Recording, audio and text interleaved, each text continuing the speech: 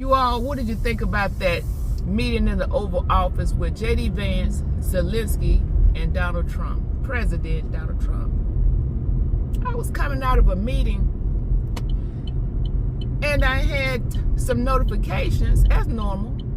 So I'm checking some of my notifications and I'm seeing this headline. I don't remember what it was, but it caught my attention. So I clicked in and there was a video. Immediately, what happened? That's all I can think about. What is this? What's happening? When did this jump off?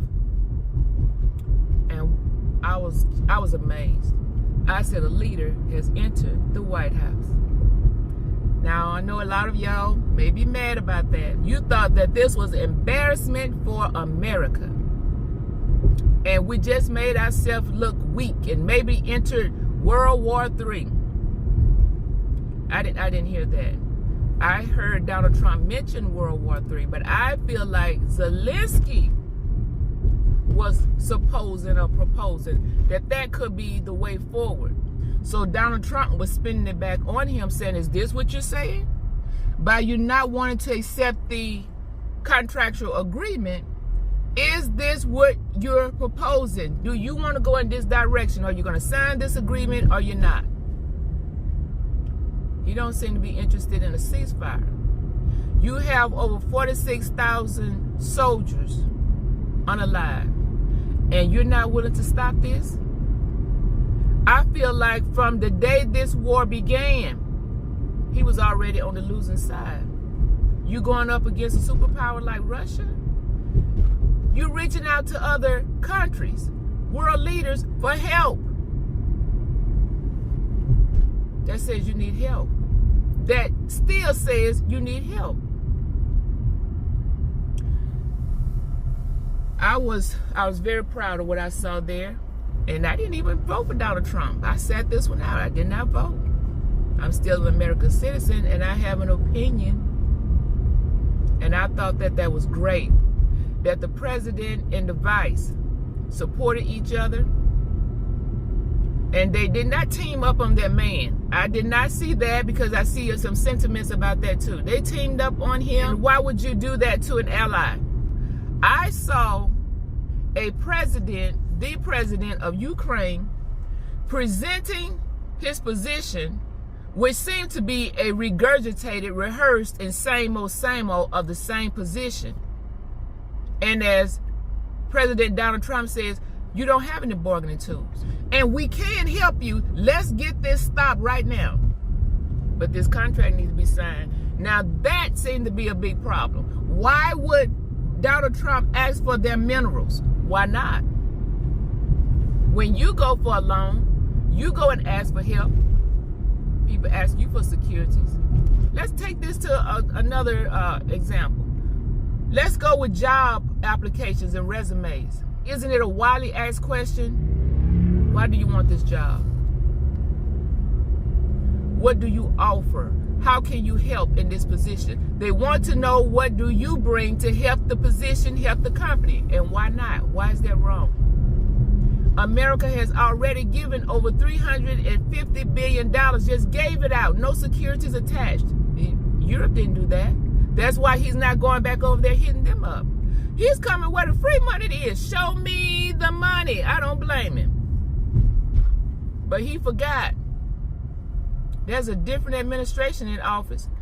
And guess what? He didn't walk into that blind. He keeps up with the media. He keeps up with the news. He is in the loop. And that man is very sharp. He knew when he came to sit down with Donald Trump. That's why he wanted those cameras in that Oval Office. They just came out of a private meeting. The VP had to call his coattail and said, this is wrong and disrespectful to this whole office, what you just did. You thought you was going to get us in front of these cameras and start this conversation again. He said, don't try to litigate this in front of the media, America's media. You should have did this behind closed doors, but he didn't want to do that. That was very show. That was kind of like a street movie right there. And Donald Trump jumped in. You want to go to the street? Let's go there. Don't you tell us how we're going to feel. When he talk about the ocean, you got a nice ocean. Get this big ocean between you. You don't feel it now, but you could. Hold up, stop. Don't do that. You don't want to do that. Stood up and people said, well, that was disrespectful. Zelensky was disrespectful. You don't come into somebody else's house and then start all of this roundabout talk. You're just spending off time. Let's get to the meat of the matter. Let's have a conversation.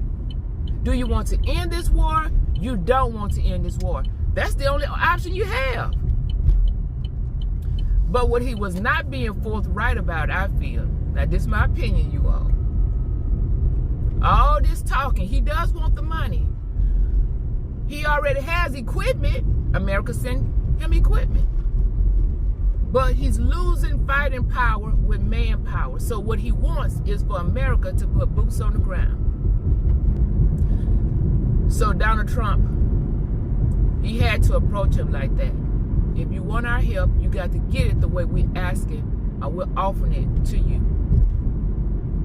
It's a bargaining tools. Politics is messy. I think all business is messy. But you're talking to an alpha male, and that's the difference.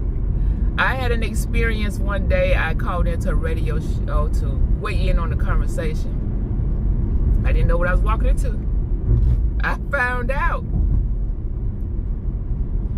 And I wanted to answer the question that was on the floor. But instead of just answering the question, I had a precursor. So the talk show host said, get to your question. I was, woo, kind of knocked the breath out of me for a little bit, just pushed me back. I wasn't used to that. Don't check me. Don't do that. It wasn't that I was so offended. He surprised me. He was not mean. He said, I need to go to commercial break. Can you hold? I said, yeah. During the commercial break, I'm wondering, ooh, should I disconnect the call? Should I stay on here? Because he done came at me wrong. I don't know how this is going to go. This might be going left real quick. So I'm already getting myself primed up for when he comes back. The man came back to the line. He was a caller. You still there? He was just as cordial and decent. I thought he was going to be sharp and snappy. That's the way he ended it. Get to your question. But it didn't happen that way at all. Not used to that type of response. Now, I've had that type of response before. But at the same time, I kind of slink back in that type of response. Get your tone right now. Come on, fix your voice. Alpha male. When men say what they mean and mean what they say. And if we, not all women now, because remember, I'm giving you my little testimony. And there could be millions and millions of women who join me in that. Not all women.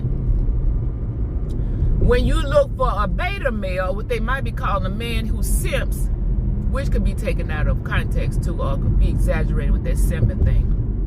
But at the same time, a beta male or a male who simps, we look to take that conversation over. You need to wait until I go through my whole spiel, my precursor, or whatever I'm going to give to set this conversation up, rather than just get to the point. Come on, drive in. So that's what happened in the Oval Office. He told Zelensky, get to the point. And a whole lot of people couldn't handle it. Oh, he's disrespectful. Are y'all disappointed in who you voted for here in America? Well, the people who voted for him, I hope that they're not disappointed.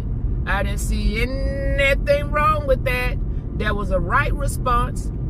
Business negotiations. People who can't hold that type of room, you just can't hold that type of room. Everything is not for everybody. I believe that Kamala Harris would not have been able to hold that room. That man would have been walking out with a increase to that $350 billion he's already received. And unsecured. I know the lady is smart. She's bright. But every every position is not for everybody. And that's with everybody. Everything is not for everybody. That would not have worked. That would not have worked at all. It worked the way it should have worked. Small business, medium-sized business, large business. You got to stand on business, as the people say, and clock it. All this emotionalism, everybody is supposed to hold hands and just, can we all just get along? He didn't want to get along. He didn't want to call for a ceasefire on his own territory, his own land. You don't care about your people because you're willing to stand in pride? Something's wrong with that. For your pride. We have to hold on to our minerals. I got that. I can respect that. That he wants to keep Ukraine as a sovereign nation. But if you're already losing, how can you hold it? You want America to come in and save you, but you don't want to work with them. You have got to compromise. You got to. Holding Stern does nothing but hurt him and hurt his people. So I wondered, what does the citizens, the people of the country, think? That their president is selling them out like that. Because our president, like him or don't, can you be objective? He's standing for America, saying let's stop sending our money out the door. We're already in the audit, right? And they're finding all of this money, but at the same time, President Trump, I hope that he is paying attention to all these layoffs. You're saying you're for Americans, let's be for Americans. People are losing jobs, they're losing money. When the job goes, the money starts trailing off. Let's be for America, got to get people back to work. This is not right either. Let's come up with a whole solution. That's part of the grind, the good, the bad, and the ugly. We got a lot more to see and hear about this.